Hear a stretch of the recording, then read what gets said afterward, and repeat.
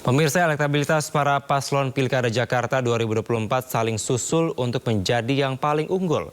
Persaingan untuk merebut hati warga Jakarta pun semakin ketat, terutama menjelang hari pemungutan suara yang semakin dekat. Dan untuk membahasnya lebih dalam, sudah bergabung bersama kami sejumlah narasumber.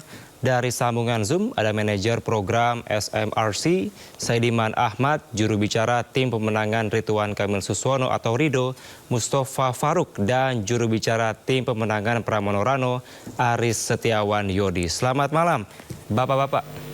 Selamat malam, Mas Kevin. Baik, saya mau ke Pak Saidiman Ahmad terlebih dahulu. Bisa dijelaskan kembali hasil survei terbaru dari SMRC seperti apa sebenarnya, Pak Saidiman? Iya, betul. Bagaimana tadi sudah dikemukakan, kami ada survei terakhir. Kami di lapangan itu dari 31 Oktober sampai 9 November 2024. Dan di survei kali ini kami menggunakan 1.210 responden. Dan tadi sudah dikemukakan hasilnya.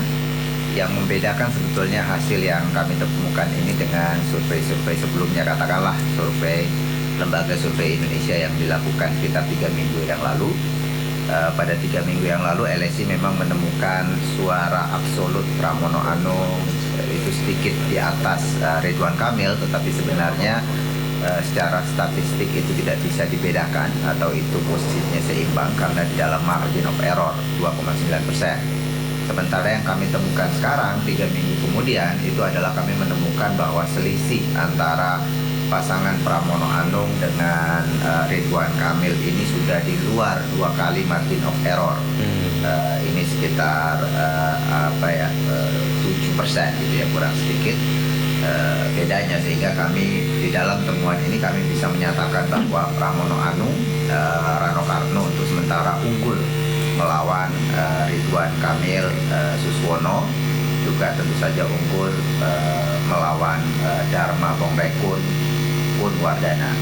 Jadi itu yang kami temukan, dan di dalam survei ini kami juga mencoba melacak kira-kira apa yang menyebabkan kenaikan atau penguatan suara pada Pramono Rano Karno ini. Kami melihat bahwa di sini pasangan Rano Pramono itu punya keunggulan dari aspek likabilitas atau akseptabilitas publik pada kedua pasangan ini.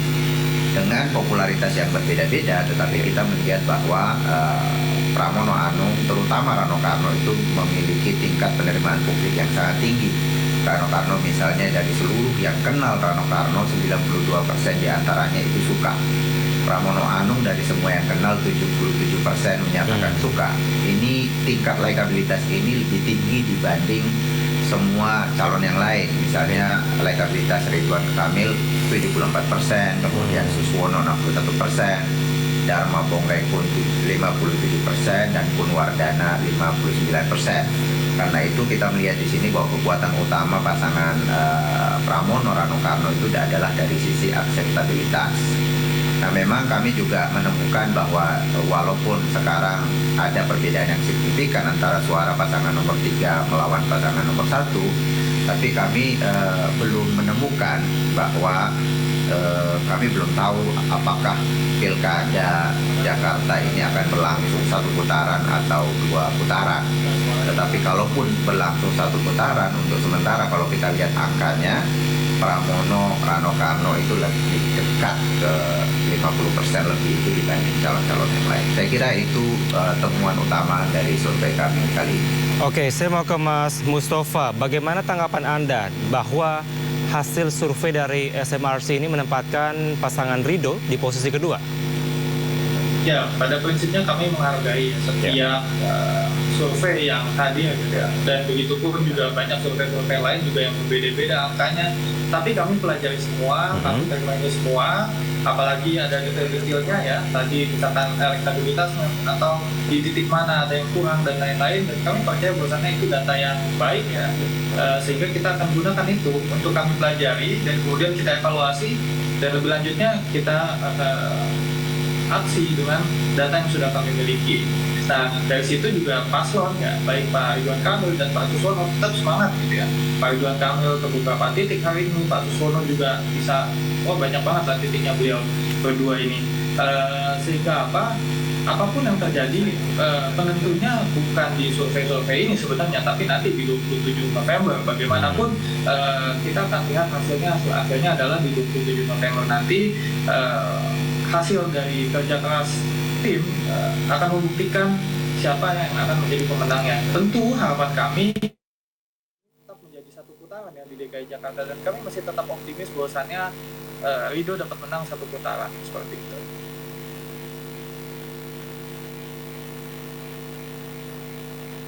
Telah dilakukan oleh pasangan Ridho ini sebelumnya, apakah memang sudah maksimal atau apa yang kira-kira perlu dibenahi atau perbaiki karena hasil survei dari SMRC ini nampaknya tidak sesuai dengan ekspektasi dari pasangan Ridho?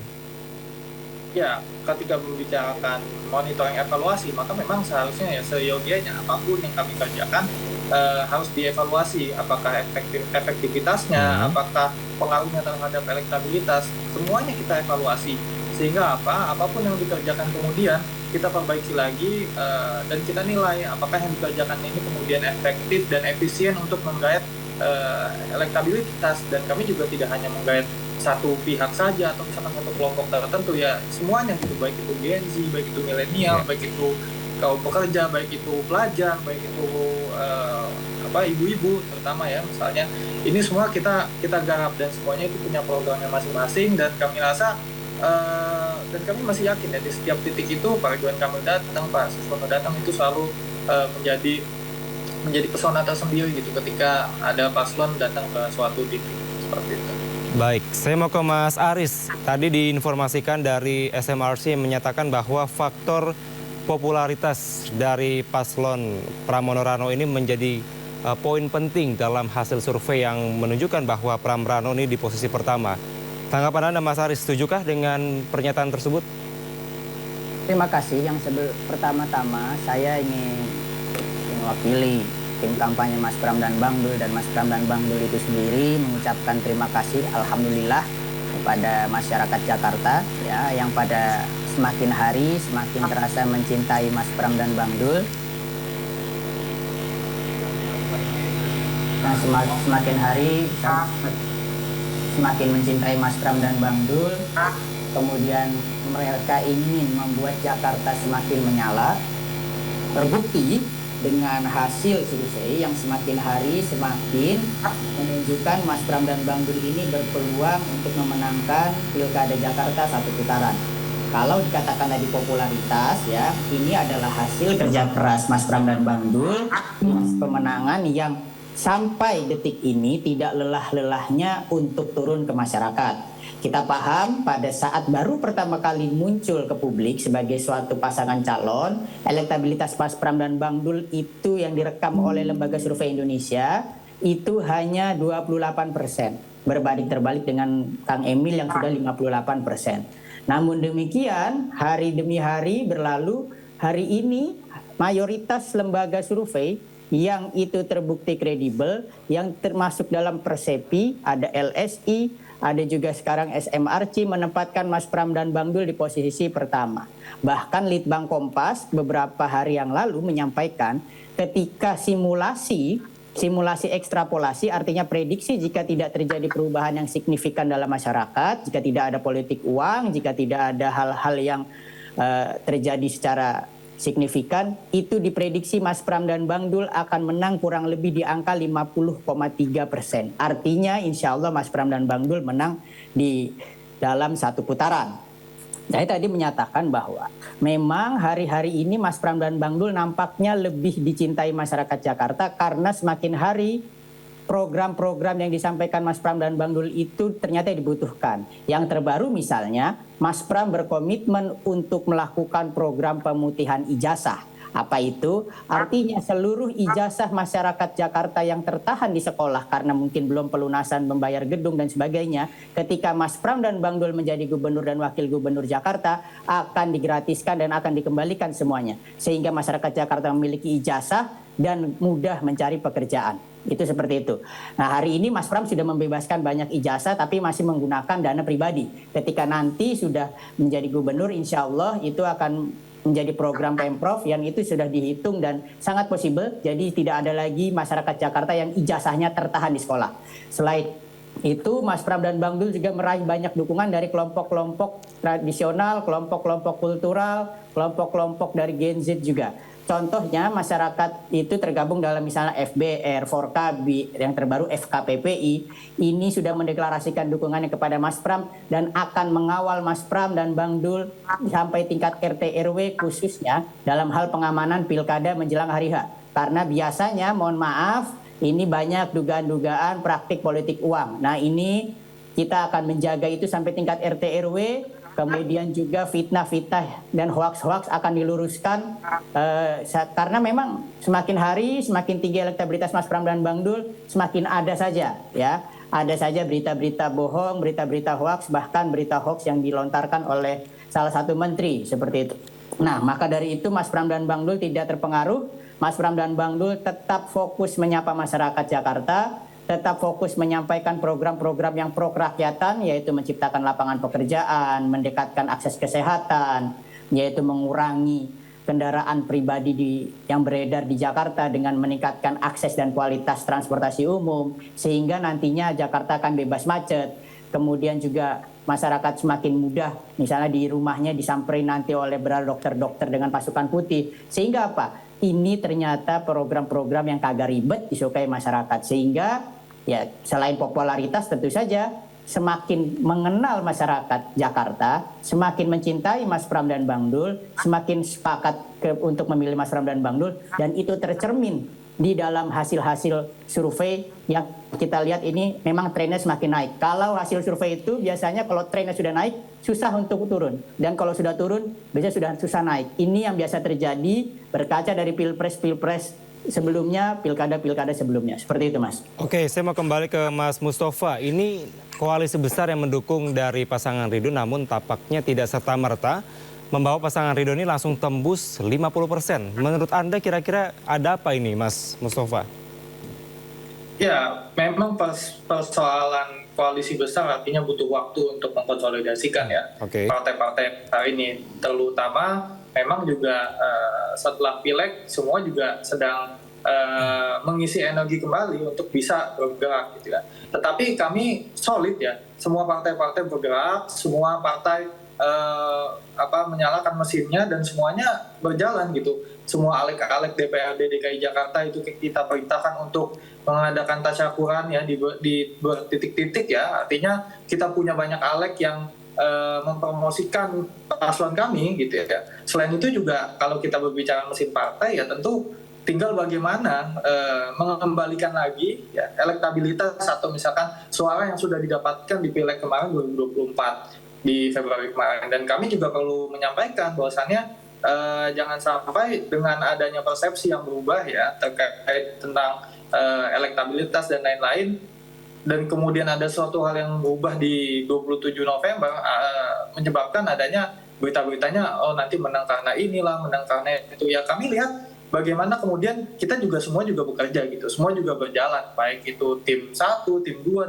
dan tim 3 gitu. Tinggal bagaimana kita bisa menarik simpati, menarik pesona masyarakat Jakarta.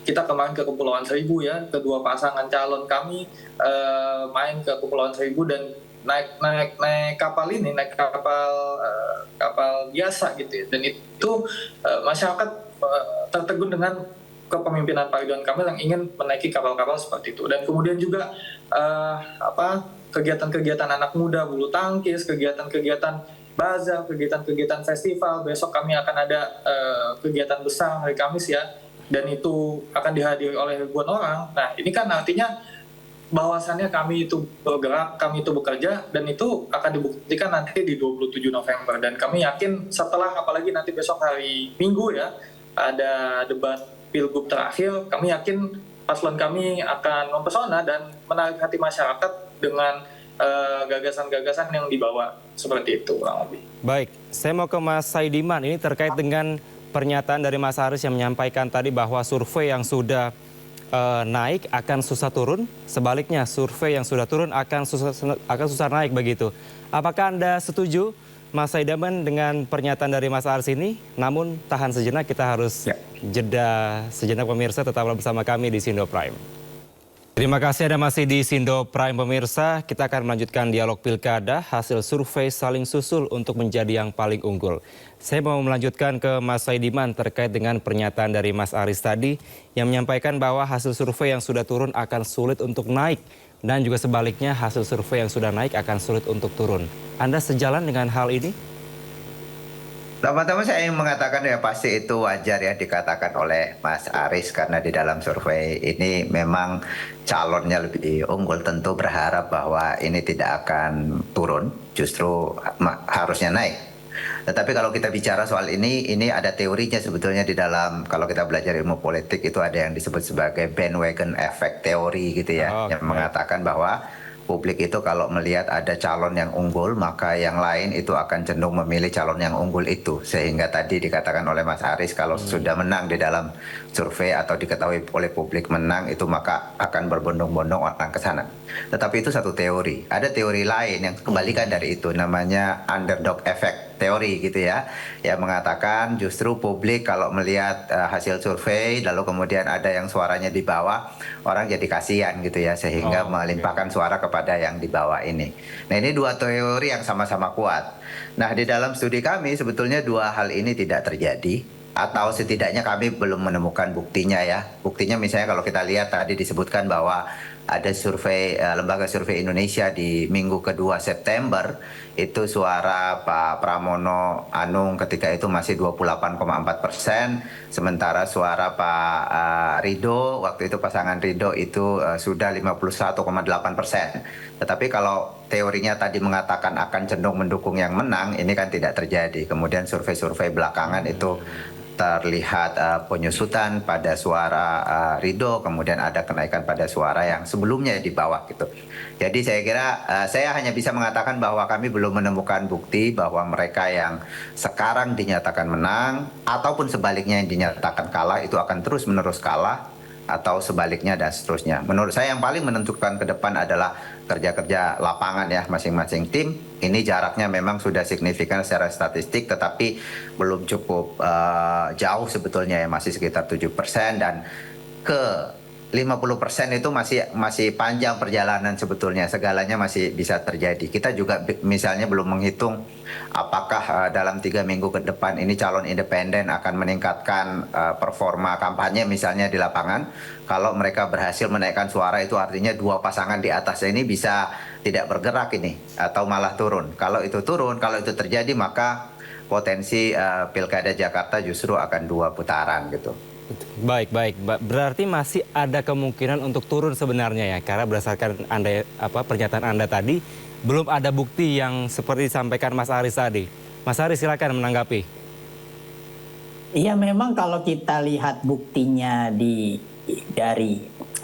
kalau dari Pilkada DKI Jakarta saja, ya memang betul itu di awal tadi dikatakan LSI itu kan hanya potret yang pertama ya. Saya kan katakan kalau sudah biasanya naik akan terus naik, kalau biasanya turun akan terus turun. Nah, setelah survei LSI kita lihat ada beberapa survei lanjutan. Itu Mas Pram kan naik dan Kang Emil ada turun. Dan itu terus terjadi sampai hari ini. Mas Pram terus naik, itu terus Kang Emil terus turun. Dan saya menyatakan bukti ini adalah sebenarnya ada di Pilpres 2024 ya. Ketika itu Pak Prabowo elektabilitasnya ketika sudah tinggi dia terus naik sampai ujungnya itu di atas 50%. Kemudian ada calon yang elektabilitasnya tadinya di atas terus turun, kemudian terus sulit untuk rebound. Artinya apa yang saya sampaikan sebenarnya jika dikomparasi dengan beberapa fenomena-fenomena pemilihan sebelumnya itu memang ada juga buktinya seperti itu. Artinya ada bukti empirik yang saya bawa di sini. Nah, kemudian terkait dengan yang tadi disampaikan, memang kerja-kerja lapangan itu yang memang menentukan. Maka dari itu Mas Pram menyatakan bahwa hasil survei tidak akan merubah apapun yang dilakukan Mas Pram dan Bang Dul. Mas Pram misalnya sehari itu lebih dari 10 titik ya. Saya juga melihatnya atau terkadang mengikuti beliau itu sampai salut karena Mas Pram itu bahkan suaranya berkali-kali habis. Karena di setiap titik beliau sampai menyampaikan program-programnya ke masyarakat. Artinya Mas Pram tanpa kenal lelah menyapa masyarakat Jakarta. Itu terbukti misalnya Bawaslu menyampaikan bahwa data yang turun ke lapangan itu secara jumlah itu, secara kumulatif itu Mas Pram dan Bang Dul memang yang terbanyak. Kemudian penerimaan masyarakat memang tidak bisa dipungkiri. Penerimaan Bang Dul di masyarakat itu sangat luar biasa positif dan sangat luar biasa diterima. Karena memang tidak bisa dipungkiri lagi. Bang Dul adalah sosok yang lahir, tumbuh, dan besar di Jakarta. Beliau sangat paham masalah Jakarta. Walaupun sebelumnya memang pernah membenahi kampung orang, seperti yang dikatakan Bang Dul, yaitu di Banten. Tetapi Bang Dul adalah satu-satunya calon yang sebenarnya sejak tahun 70 itu sudah mempromosikan dan menyampaikan kepada masyarakat Indonesia, bahkan dunia, yaitu bagaimana budaya masyarakat Jakarta seharusnya bertransformasi menjadi lebih baik dengan film Isi Dulu Anak Sekolahan.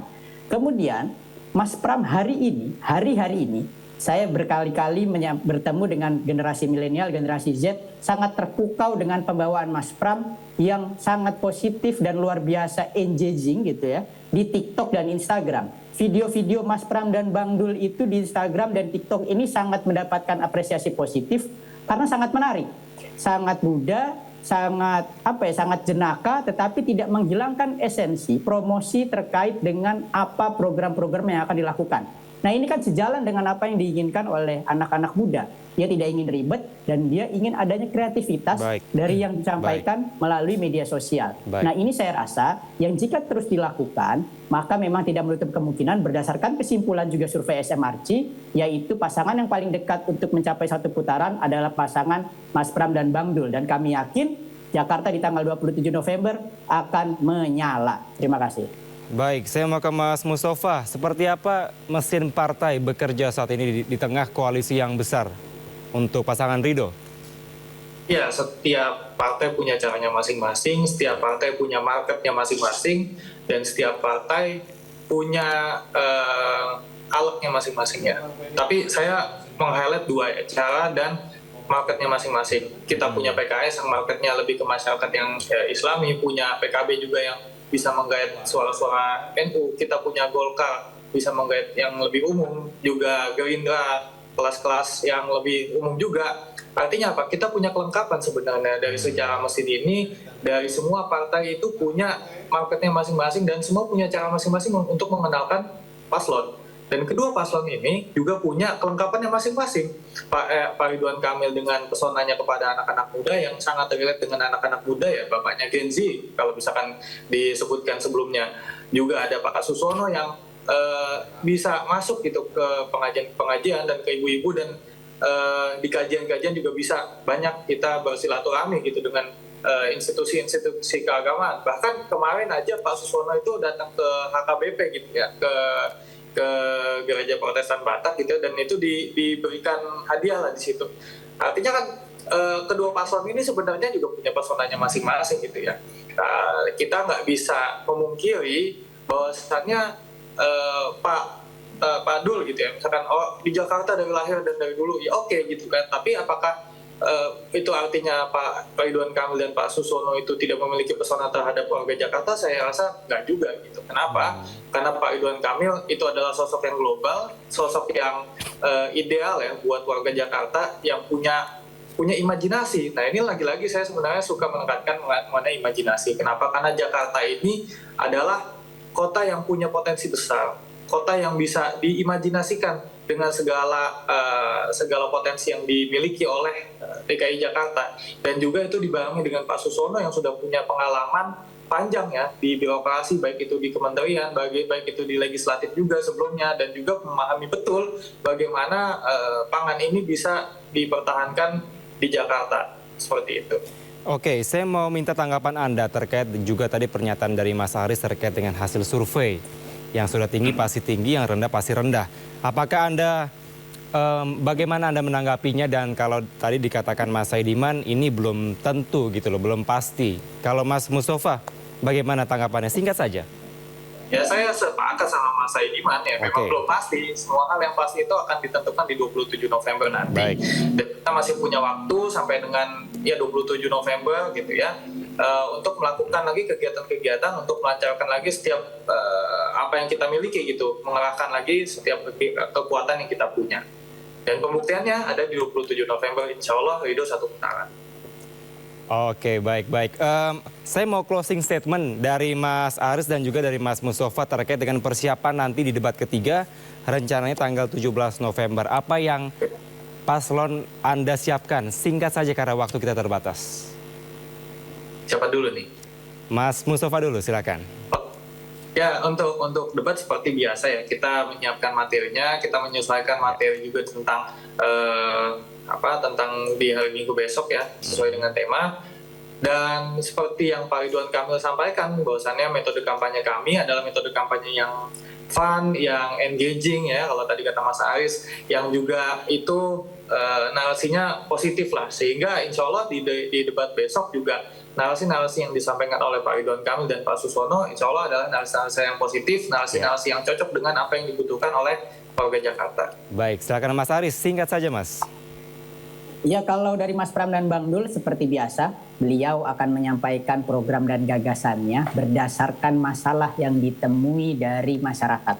Masyarakat yang ditemui di bawah saat Mas Pram dan Bang Dul belusukan ke banyak sekali tempat. Ya, yang jelas Mas Pram dan Bang Dul di debat nanti tetap akan santun dan membawa data-data yang benar, ya, bukan data-data yang tidak benar, bukan data-data yang palsu untuk menyerang kandidat-kandidat, ya. Jangan sampai pengalaman debat kedua itu terulang ketika Kang Emil misalnya menyerang Bang Dul terkait dengan data IPM yang katanya menurun, padahal data IPM beneran menaik. Ya, itu data BPS menaik. Itu faktanya data BPS menaik. Jangan sampai ada hal-hal demi menyerang kandidat tetapi menggunakan data-data yang tidak benar. Kita terbuka terhadap semua kritik, sangat terbuka untuk diserang, tetapi ketika data yang tidak benar, maka kita tidak akan memberikan pendidikan politik yang baik kepada publik. Sekian. Oke, kita nantikan nanti di debat ketiga tanggal 17 dan nantinya pada saat pemilihan tanggal 27 November. Apakah statement Anda sesuai dengan apa yang disampaikan atau sesuai dengan yang Mas Saidiman tadi sampaikan sebelumnya? Terima kasih sejumlah narasumber, Mas Saidiman, Terima kasih, Mas Aris dan juga Mas Mustafa. Selamat malam. Salam sehat selalu. Selamat malam. Malam.